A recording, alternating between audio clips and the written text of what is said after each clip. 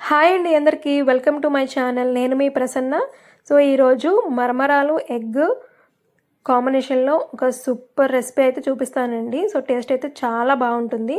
So దానికి కావాల్సినవి ఒక కప్పు వరకు మరమరాలు తీసుకున్నానండి నేను.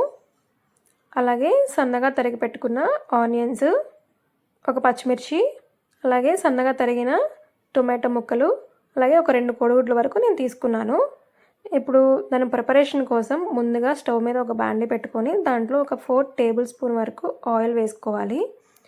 ఆయిల్ వేసుకున్న తర్వాత అది కొంచెం హీట్ అయ్యాక మనం ఒక కప్పు వరకు మరమరాలు అయితే యాడ్ చేసుకోవాలి. నెక్స్ట్ దాంట్లోకి ఒక 2 ఎగ్స్ అయితే వేసుకోవాలండి. మీకు క్వాంటిటీ ఎక్కువ కావాలంటే మీరు ఎక్కువ కూడా చేసుకోవచ్చు. అప్పుడు ఎగ్స్ అనేవి ఒక 4 నుంచి 5 వరకు తీసుకోండి. దీంట్లో ఎగ్ టేస్ట్ అనేది చాలా బాగుంటుంది. సో కాబట్టి మరమరాల క్వాంటిటీ పెంచితే ఎగ్ క్వాంటిటీ కూడా పెంచండి. సో ఇక్కడ నేను మరమరాలు ఒక కప్పు తీసుకున్నాను కాబట్టి ఒక 2 ఎగ్స్ వేసుకున్నాను. మీరు ఇంకా ఎక్కువ తీసుకుంటే ఒక 4 to 5 ఎగ్స్ కూడా వేసుకోవచ్చు. ఇప్పుడు ఎగ్స్ వేసిన తర్వాత మొత్తం ఒకసారి మిక్స్ చేసుకోవాలి. ఎగ్ అనేది ఇలాగా మంచిగా ఫ్రై అయ్యేదాకా మనం మిక్స్ చేసుకుంటూ ఉండాలండి.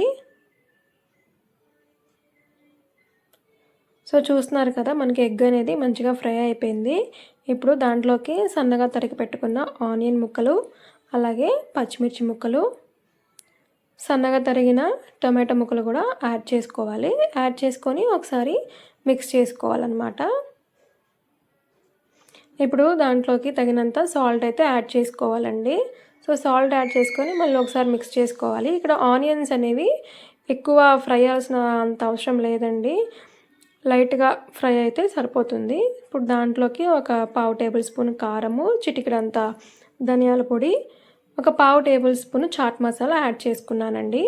సో చాట్ మసాలా లేకపోతే మీరు నిమ్మకాయ అయినా పిండుకోవచ్చు. లాస్ట్లో చాట్ మసాలా ఉంటే చాట్ మసాలా వేసుకుంటే సరిపోతుంది. సో చాట్ మసాలా అనేది కొంచెం పులుపులుగా ఉంటుంది కాబట్టి మనకి సరిపోతుంది. చూసారు కదా, మనకి రెడీ అయిపోయింది. ఇప్పుడు ఈ మరమరాల ఎగ్ మిక్స్చర్ని ఒక బౌల్లోకి సర్వ్ చేసుకొని ఈవినింగ్ టైము మీ పిల్లలకి స్నాక్ కింద పెడితే చాలా ఇష్టంగా తింటారు. ఇది చిన్నపిల్లలకే కాదండి, పెద్దవాళ్ళకి కూడా చాలా బాగా నచ్చేస్తుంది ఈ స్నాక్. సో ఇంట్లో స్నాక్స్ ఏం లేనప్పుడు ఒక్కసారి ఇలా ట్రై చేసి పెట్టండి.